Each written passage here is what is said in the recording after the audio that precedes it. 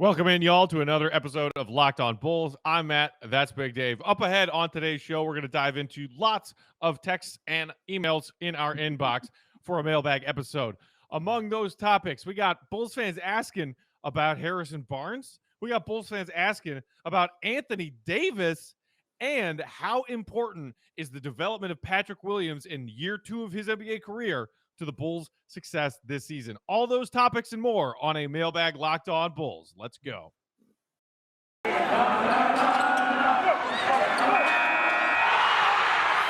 You are Locked On Bulls, your daily podcast on the Chicago Bulls, part of the Locked On Podcast Network, your team every day. Here are your hosts, Matt Peck and Big Dave Watson.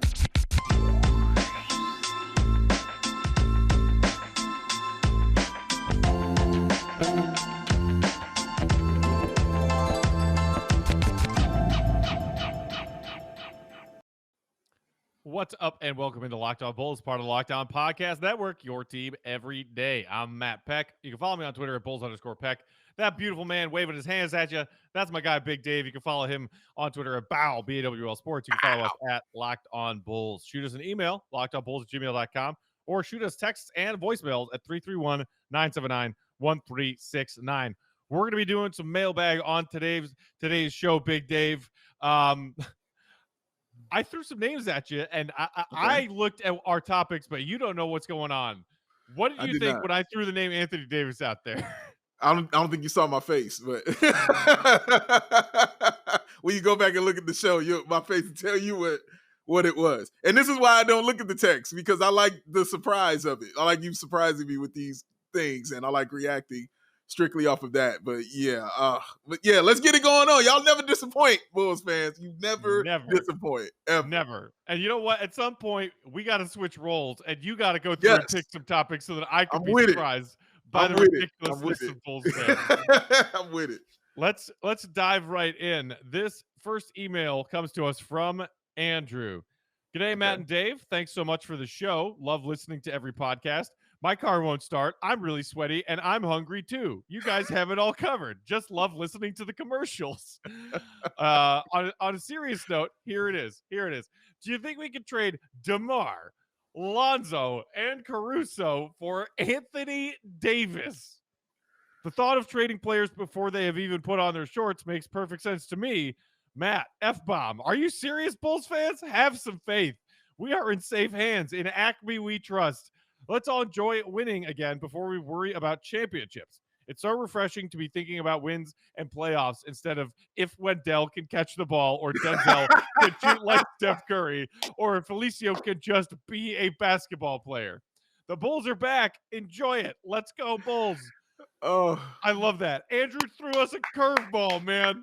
Andrew, I thought he was serious in the first half of reading that email. I thought he was serious. Yeah. I was ready to go in, because as soon as he said on a serious note, I was like, oh, this is what we're doing? Really? This is what we're doing? That was beautifully, wonderfully well done. Thank you for all the compliments about our ad reads here. And thank you for that. Like, Bulls fans, for real. Stop trying to trade. You haven't even seen anything yet. Stop trying to get it out. As soon as you get it, you're like, all right, who can we let go of, guys? This ain't the same, guys. This is a brand new regime, brand new team, man. Let these guys see what they can do on the floor. Let's see what we got, because we got some really cool stuff. Let's play with it and figure out what it is and see how it works and stuff before you trade it for Anthony Davis. And yes, thank you, Andrew. Thank you. Good day to you soon, my friend. Thank you very much. And look, Andrew makes a good point. I think we talked about this at some point last week, or even like when we were in the heat of getting all these players in free agency. There were some callers when we did our most recent voicemail episode saying, yeah, these moves are okay, and this team's probably going to be a playoff team, but they're not good enough to win a championship.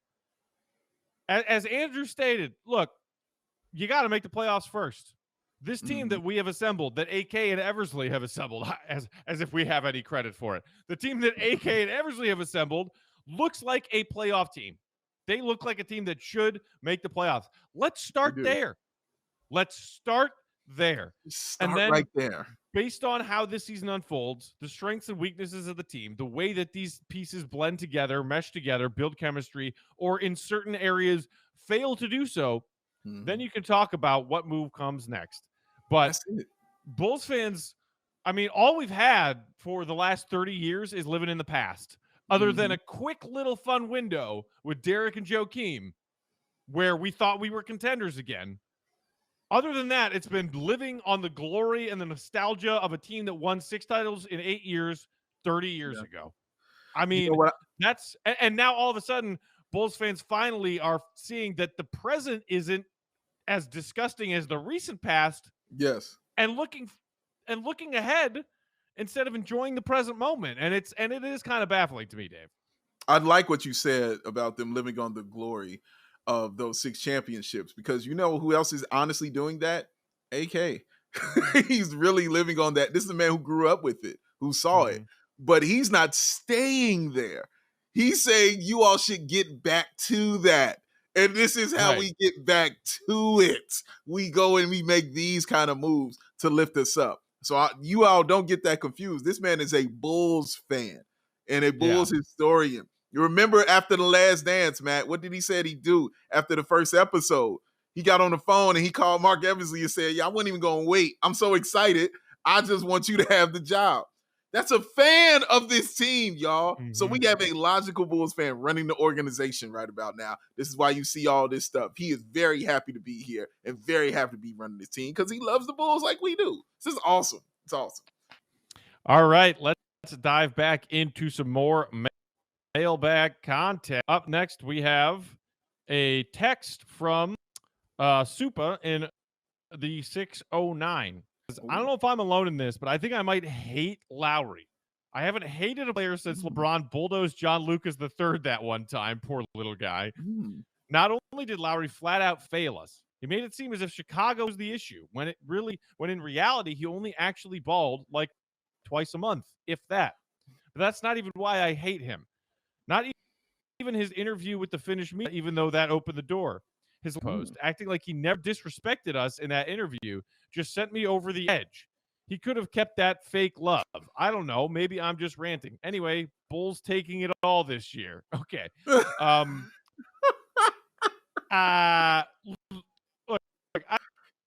don't know about you, Big Dave. I think hate is strong for Lowry.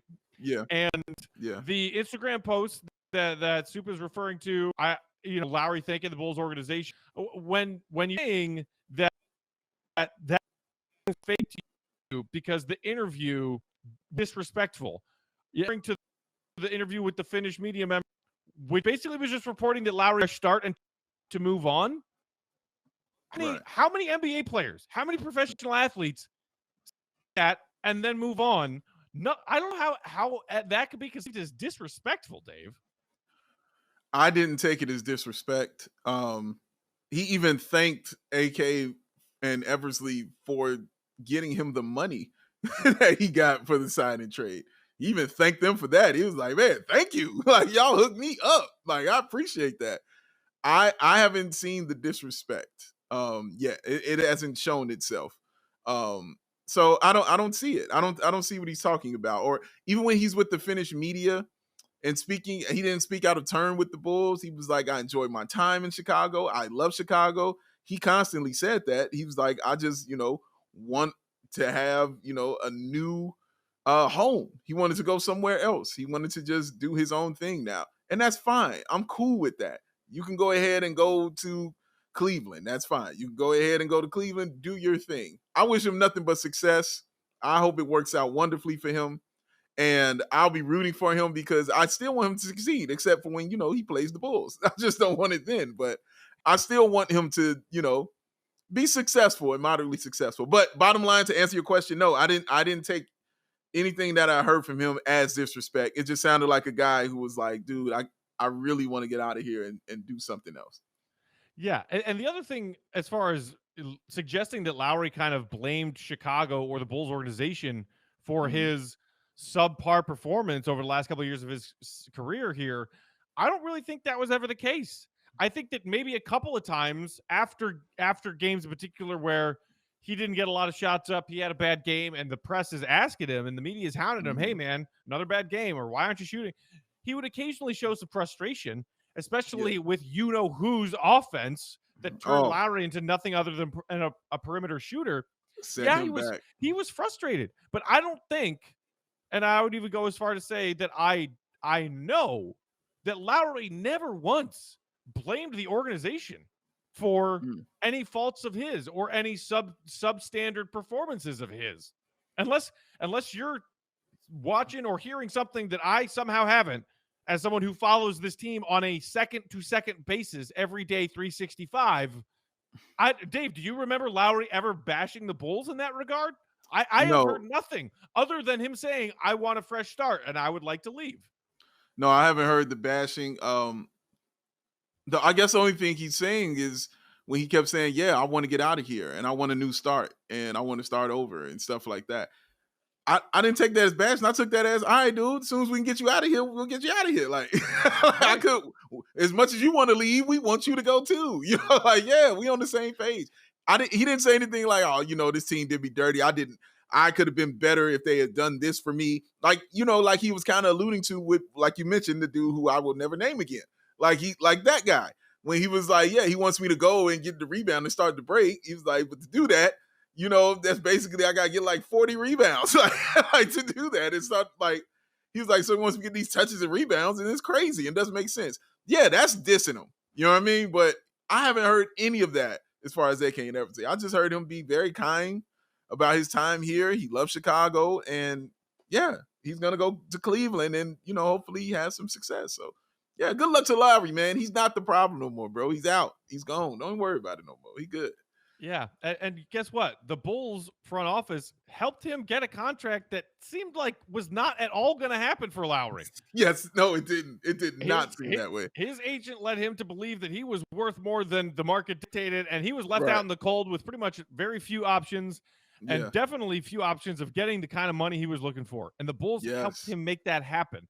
Yeah, it was a little bit insulting to Lowry in the sense that the Bulls used the leverage of Lowry not getting the offers he thought he was going to get to their advantage, but they also used it to his advantage. Mm-hmm. I don't see the problem there. And I do not recall Lowry ever blaming his poor performances on the organization, other than occasionally, and rightfully so, expressing just frustration about a lack of shots and an offense that was not using his full set of skills, which guess what? That was accurate. That was accurate. Very accurate. I mean, just go spot up and do that and get a rebound and be like, oh my God. I'm not going to go back into it because I'm going to start yelling, and I'm just going to be at peace with it. I'm going to be cool. But Lowry, I wish you nothing but success in Cleveland. I really hope it works out for you like I thought it would here in Chicago, just not when you play us. That's the only thing I can say.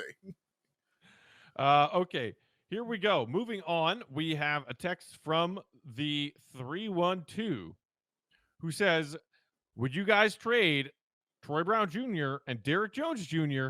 and a first and whatever else to match salaries for Harrison Barnes? Barnes would be our 6th or 7th man, play both forward spots. So our core would be Zach, Lonzo, DeMar DeRozan, Pat, and Vooch, and then the bench of Barnes, Kobe, Caruso, etc. That's a good 9-deep lineup. Plus, you still have Bradley and Ayo Dosunmu. Thanks for the question. Thanks for checking in. Big Dave's rubbing his eyes. He's got his head down. Doesn't sound like Big Dave's loved this idea. That sounded like an awful lot of trade assets to give up for Harrison Barnes. What are you thinking, Big Dave? Listen, my head is down not because of you saying Harrison Barnes, okay? My head is down because already, once again, what we discussed, we're talking about trading people before you've even seen them in a uniform, man. They just got here. Let them sit down. Let him take his shoes off and feel what it's like on the carpet first. My God, quit trying to ship people out of here. Already? What is Troy Brown? Listen, Troy Brown Jr. is young, all right? We still don't know what he is.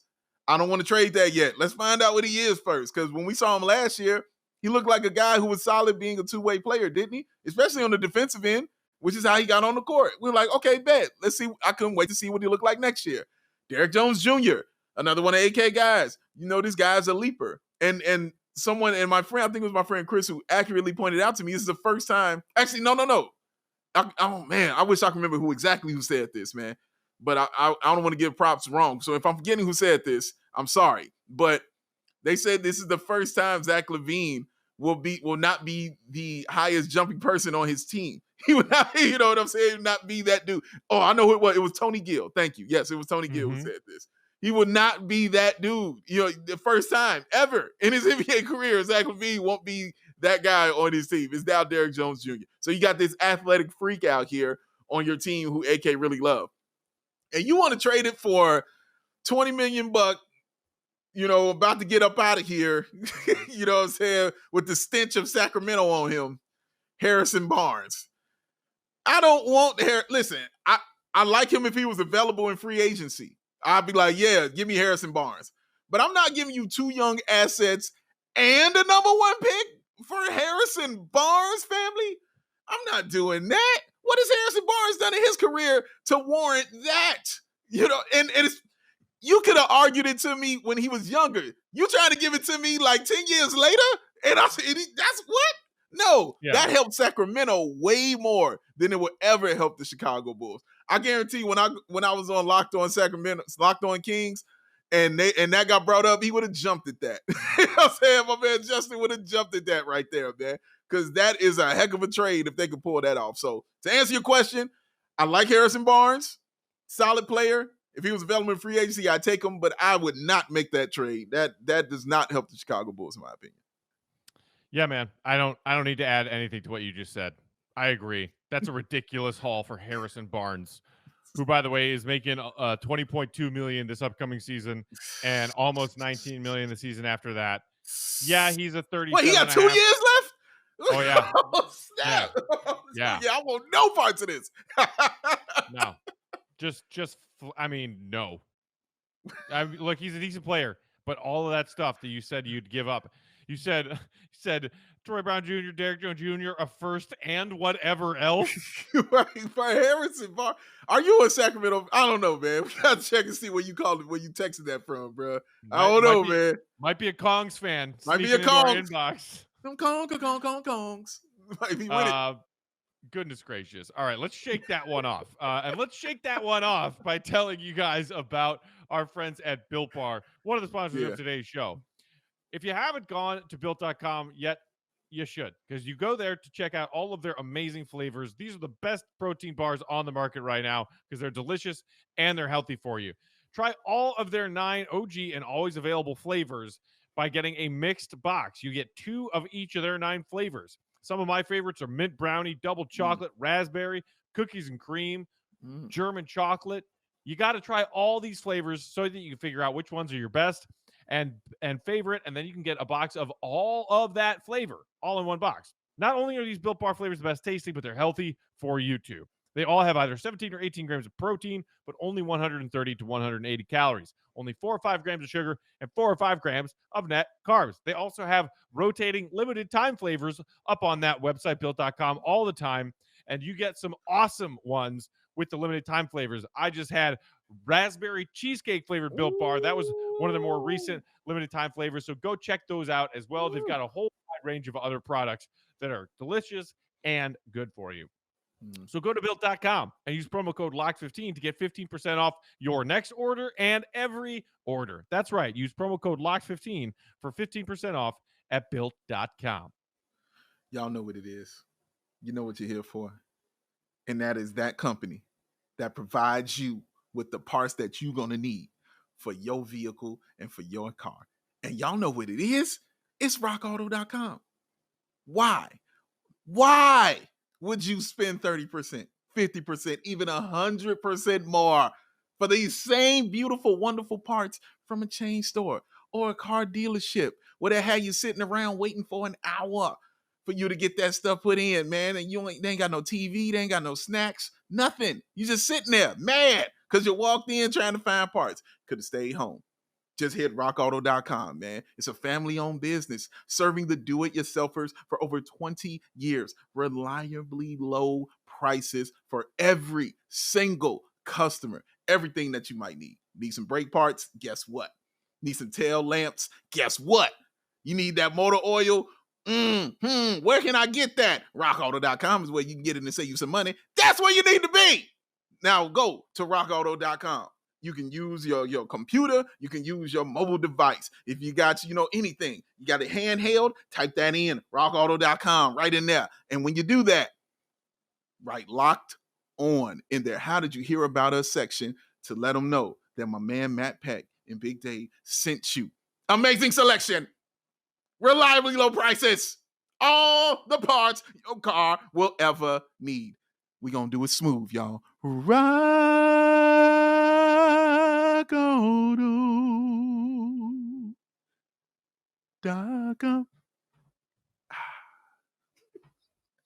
It's beautiful. I missed it. I hadn't heard that in days. I needed my Rock Auto fix. I need my fix. Needs it scratching. Got to have it. All right. We've got more mailbag stuff to get to. Big Dave, this is a big question and a good question. Sure. This one comes to us from the 302, who says, I think the Bulls' ceiling is mostly set by Patrick Williams' development and by their ability to play playoff-level team defense. Can Billy Donovan get this team, specifically DeRozan and LaVine, to step up on D? Okay, so two thoughts here. Sure. This texter thinks Patrick Williams' development will be huge in the Bulls' success or failure this season, as well as their team defense. If you had to pick one of those two things being better than expected or at least meeting expectations, which one of those would you say is more important? Patrick Williams' development or team defense? Wow, that is a great question. You know what? I'm going to go... that's a tough one. I'm going to go with team defense. I'm going to say team defense. I think it's vitally important, but here's why I'm not concerned about it. Is one, Zach LaVine wants to play defense. And I'm not just basing that off of what he did with Team USA when he was guarding the guys from end to end. I'm not just saying it off that. I'm basing it off of what he said years before Billy Donovan and AK even got here. He was like, dude, I want to be better defensively. I'm basing this off of Kendall Gill spending time with him in the offseason, working on his defense and showing him the Kendall Gill moves that he did, and then watching him execute it with Kendall Gill, sitting with Kendall Gill and watching him execute what Kendall Gill taught him, and how happy Kendall Gill was when he was executing those moves when he showed them to him. That's what I'm basing it off of. Zach LaVine wants to play defense. He wants to be better at defense. And not only is he wanting it, he's done it. Honestly, guys, he's gotten better at defense every single year. I don't see why this would be any different, especially coming back with a gold medal around his neck, knowing that, if I play defense, I can get more of these. This means winning. Really? If I play defense, guess what? I'm going to go do that. So he's going to be solid. DeMar DeRozan is going to be cool defensive. I'm not saying we know he's not a defensive stopper. I'm not asking him to be. Just stay in front of your man. Like, that's all I'm really asking from him, dog. Stay in front of your man. Because honestly, I got Patrick Williams, whose development is not really going to be vital for me on the defensive end because I know how good he is defensively. You know what I'm saying? Mm-hmm. So I know he can cheat with that. And I know I can cheat with Lonzo Ball as far as, his on-ball defense. And I know I still got Caruso sitting there on the bench, you know what I'm saying, as far as his defense is concerned. And guys, don't sleep on Troy Brown Jr. I'm telling you, that dude can play defense, man. And he plays it pretty well. So, and oh my God, I still got Ayo, and he hasn't even developed yet. Yeah, they have people who can play that position. So, but I think team defense will be more vital slightly. Like it's not by a lot, but I'll go with team defense. Interesting. I'm going to take the other side of this one. Sure. I'm going to say Patrick Williams' development, and for a few reasons. Primarily, offense wins in the NBA. Offense beats good defense 9 times out of 10 in this league. That's how it is now. That's the way it's shifted. Mm-hmm. We're not in the 90s or early 2000s anymore when it was like, hey, we're going to win a championship game 72-69. No, doesn't happen. Does not happen. Yeah. If your team can score more than your opponent, you're going to win, plain and simple. As far as Patrick Williams, I still see him as a piece that LaVine is emerging as a star in his prime. Vooch is a player in his prime. DeMar is a player in his prime. Mm-hmm. Waiting in the wings and somebody who could get really darn good pretty quickly is this kid who just turned 20 a week ago, Yeah. Patrick Williams. You said, Big Dave, we know his defense is good. We do. He was sent out there to guard Durant and Kawhi and LeBron and Devin Booker and all of the best offensive threats in the league as a 19-year-old rookie. And some nights he got burned and some nights he did okay. Yes. What I want for this organization to bridge the timelines of Vooch DeRozan and Zach in his prime and Lonzo being even younger, Pat Williams being even younger. I want Patrick Williams to turn into a borderline star caliber player, especially on the defensive end nowish. Look, I know Bulls fans are concerning themselves over his underwhelming offensive rookie season and worrying about, well, is he not going to get any more shots this season because of all these pieces? I'm not concerned about that. We saw what he could do in Summer League. We saw what needs work and what's already there for his game offensively. Right. But I'm talking about Patrick Williams being an all-defensive team candidate in a year or two. That's how good I want him to get defensively. Because if you have a player who's that good defensively, who can guard pretty much 1 through 5 with his size and his athleticism, it makes a lot of the other worries of, is DeRozan a good enough defender? Is LaVine a good enough defender? It calms a lot of those worries when you have that elite level defender like Patrick Williams, who says, I'll embrace my role on the team. And until some of these older vets can't do as much or are no longer here, and then I'll take my time to also be a bigger offensive piece, I'm going to be one of the best defensive players in the league. And if Patrick Williams becomes that kind of player, then I'm not as worried as much about, are the Bulls a top 10 ranked defensive team? Because in the meantime, they're going to be scoring in buckets. So I want P-Dub to make that next step towards being an elite level defender in this league. And that is, I think, a big piece of the importance of this Bulls season coming up. Let's see Patrick Williams take a step from being a pretty darn good 19-year-old defender to, holy crap, this kid's on his way to being all defensive team perennial candidate, and he's only 20. That's what I want to see. I'm not against nothing you said, man. I'm not. How I look at it is I wasn't concerned with Patrick Williams on team defense, like I said, because he's already good. Now, his development in that and becoming great at that, of course, you definitely want to see that.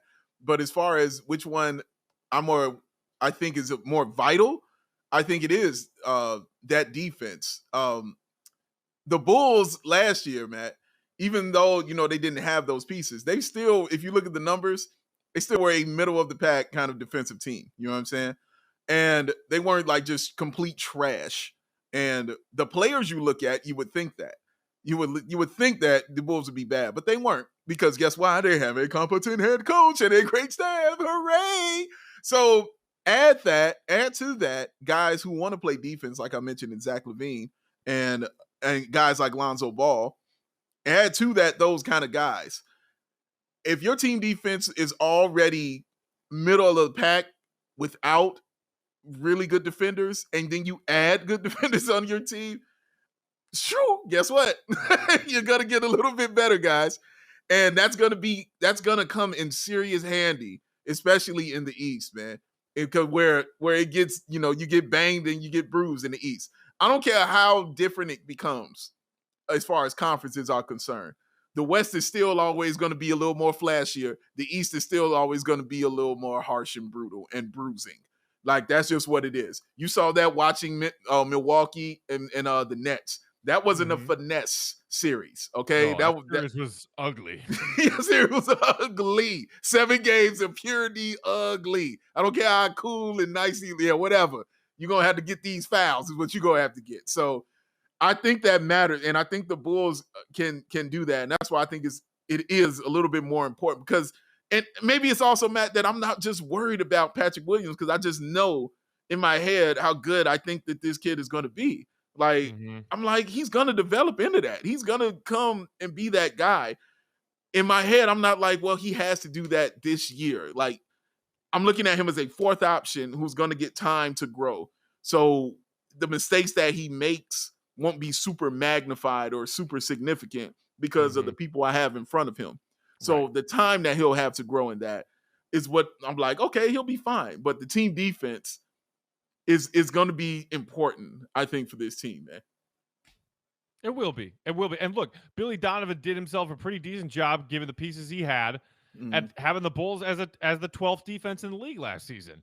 Yeah. And we've talked about the defensive players who have departed. You know, Thad Young, obviously chief among them, but we have also mentioned the defensive talent that we've added in Lonzo and in Caruso and these other pieces, and in Tony Bradley is a decent backup, you know, rim protecting big. So solid. Yeah.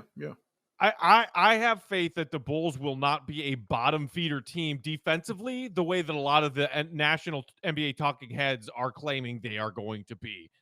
And what, like saying like, oh, well, yeah, DeMar, well, he can't play defense, so the Bulls are going to be awful as a team defensively, and they're going to suck.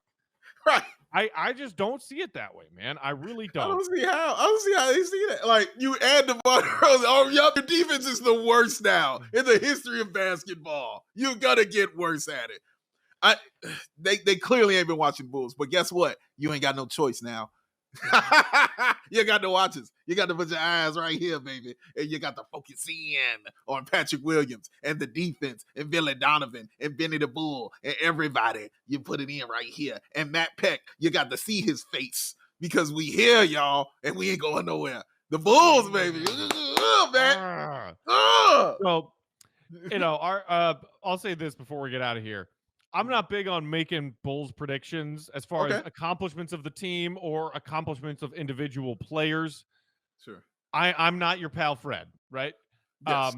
Shout out, but Fred. when it comes to optimistic Bulls predictions, I'll throw this one out there. And it, again, goes to what I would like to see happen, but I wouldn't be shocked if it does happen.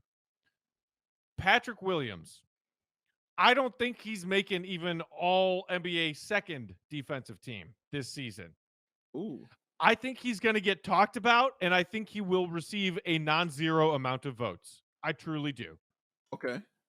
That's what I want to see. That next step towards being an all defensive team player. I think you're going to get some talk, a little bit of chatter, and a few votes for one Patrick Williams this season. That's what I'd like to see, and I think we'll see it. I think we'll see it. The chatter is going to happen, Matt. They have no choice anymore. You have to watch this team. You have to look at them because they're going to be in your face on national TV. You're going to see it on the replays on SportsCenter in your top 10 right there. Take your face. Give me your face. Give it to me. Put it in my hand and put it right here in your face. Put it in your face. You got to look at it. I can't wait, Matt. I'm so excited, as you can tell. Travolta. Cage. I'm going to take his face off. Oh, no more drugs for that man. All right. Let's get out of here on that. Enjoy your weekend, everybody. Thanks for chiming in on our text and voicemail line and with your emails. It's always fun to interact with you, our fellow Bulls fans. So if you want to be a part of the show, hit us up in email, lockedonbulls@gmail.com, or that text and voicemail line, 331-979-1369. And you can hit us up on Twitter. I'm at Bulls_Peck.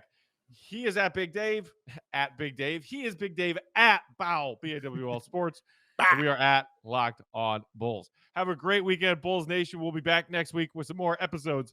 For Big Dave, I'm Matt saying thanks for listening. As always, see red, be good. Peace out.